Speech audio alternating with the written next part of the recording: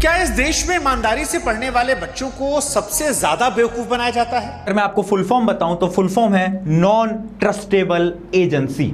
हाँ, ये एकदम सही फुल फॉर्म है। पता है क्यों? कोई माई का लाल हमारा पेपर लीक करके देख लेना, यहाँ पर उनको व्यवस्था कर देंगे हम लोग। यहाँ पे जो लीक करता है उसका इनकाउंटर कर दिया जाए। यहाँ पर एक नया साल और एक नई कंट्रोवर्सी। 2024 में जब पेपर लीक हुआ था नीट का, तो लाखों स्टूडेंट्स के सपने टूट गए थे कि हम डॉक्टर बनेंगे। पता नहीं कितनों ने सुसाइड किया, और आज फिर से एक वही बात और फिर से एक वही कंट्रोवर्सी। 2026 में फिर से नीट का पेपर लीक हुआ है। मेरा कंटेंट ये नहीं है, मैं इस तरह के वीडियोस बनाता नहीं हूँ, पर मैंने सोचा आज एक स्टूडेंट के ओपिनियन से बताता हूँ। मैंने तो नीट एग्जाम अभी नहीं दिया है, पर मैं एक स्टूडेंट की फीलिंग समझ सकता हूँ, क्योंकि मैं भी एक स्टूडेंट ही हूँ। तो इसलिए मैंने ये वीडियो सोचा बनाने के लिए। तो सबसे पहले एक स्टूडेंट को हम किस नज़र से देखते हैं? हमारा इंडिया उसको देखता है एक फ्यूचर है, हमारे स्टूडेंट्स जो है फ्यूचर है। तो क्यों हमारे स्टूडेंट्स को फिर इग्नोर किया जा रहा है? अच्छा, गवर्नमेंट ने तो कह दिया हमने स्टूडेंट्स के हक में फैसला लिया, फिर से नया नीट एग्जाम हो जाएगा। पर क्या हर एक स्टूडेंट जिसने पिछली नीट एग्जाम में 700 मार्क्स लाए थे, 650 मार्क्स लाए थे, वो फिर इस एग्जाम में 650 मार्क्स ला पाएगा? क्या फिर से अब स्टूडेंट्स के पास उतने पैसे होंगे फिर से कोचिंग्स में इनरोल होने के लिए? जो लाखों रुपए अपनी लाइफ सेविंग उन्होंने लगाई थी कोचिंग्स में कि हमारे बच्चे डॉक्टर बनेंगे, क्या अब वो फिर से वो लाखों रुपये फिर से लगा सकते हैं कोचिंग्स में? क्यों हमारे स्टूडेंट्स को इग्नोर किया जा रहा है? कि हमारे स्टूडेंट्स को कभी जस्टिस मिल सकता है?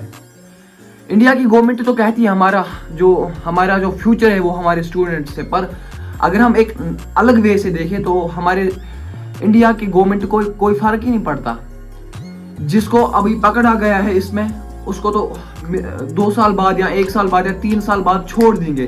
पर क्या वो जो लाखों के बच्चों के सपने थे वो फिर से आ जाएंगे वापस? नहीं आ जाएंगे।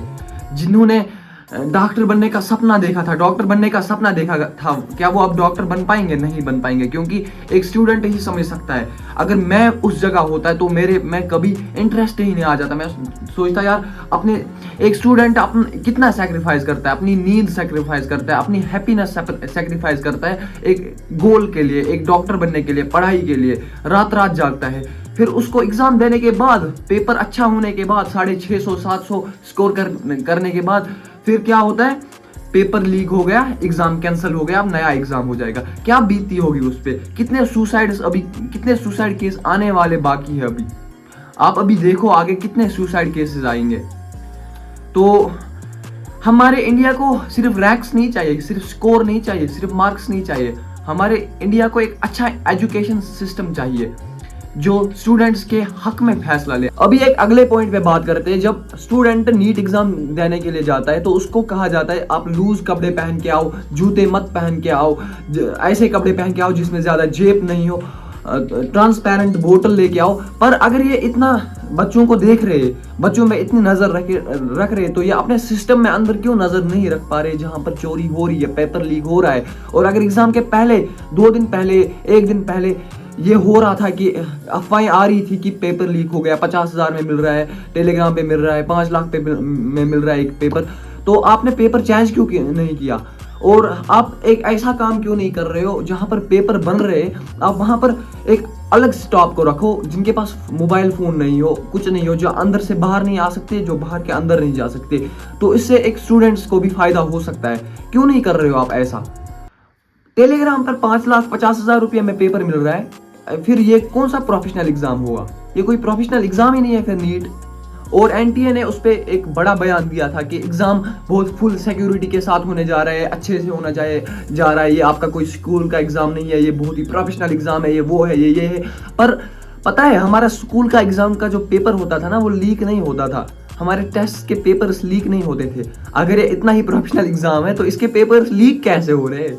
हर साल पिछले 10 साल में 70 बार पेपर लीक हो गया। क्या कोई मजाक चल रहा है हमारे एजुकेशन सिस्टम में? और देखो, अगर गवर्नमेंट में ऐसे बंदे आ रहे, हम देख रहे किसी पढ़े लिखे बंदे को वोट दो, कोई पढ़ा लिखा हो जो राजनीति में जाए, जो गवर्नमेंट में जाए, जो पॉलिटिक्स में जाए।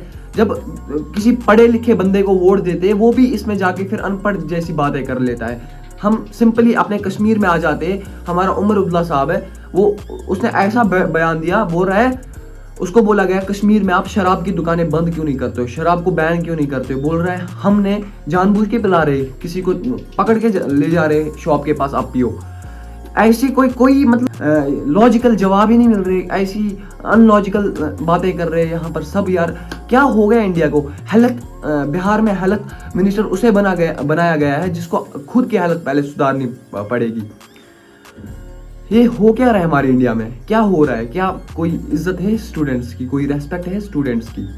और एक बात, यहाँ पर जो कोचिंग से जिनके पास बच्चे एनरोल्ड थे नीट बैच के लिए, जो पढ़ रहे थे नीट बैच उनके पास, उनको एक इमोशनल सपोर्ट देना पड़ेगा अभी बच्चों को, एक फाइनेंशियल सपोर्ट, एक इमोशनल बैकअप सपोर्ट के नहीं हो पाएगा। और थोड़ा मोटिवेशन, अगर आप जो आपके पास बच्चे एनरोल्ड थे उनको अगर आप अभी फिर से ये फ्री में ले जाओगे, क्योंकि अभी कहाँ से बच्चे फिर से लाएंगे? जो बच्चा, जिस बच्चे ने अपनी लाइफ सेविंग लगा के 2 लाख 3 लाख भरे होंगे नीट के लिए, अभी उसके साथ ये हो गया, अब वो फिर से पढ़ना है उसको, वो कैसे पढ़ेगा वो बच्चा?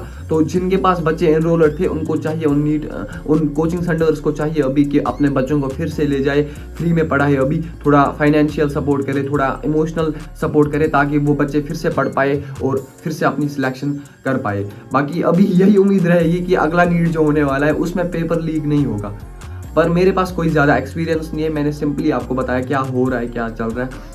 एज ए स्टूडेंट ये बहुत ही गलत है, क्योंकि एक स्टूडेंट के साथ अगर पढ़ाई करने के बाद भी, अपनी इतनी चीज़ें सेक्रीफाइस करने के बाद भी ऐसा हो रहा है, तो उसमें उस स्टूडेंट में कभी इंटरेस्ट ही नहीं आएगा पढ़ाई करने का या कुछ करने का, वो पढ़ेगा ही नहीं। फिर कैसा आपका फ्यूचर है, फिर कैसा आपका फ्यूचर ब्राइट है, फिर इंडिया का फ्यूचर कैसे ब्राइट है?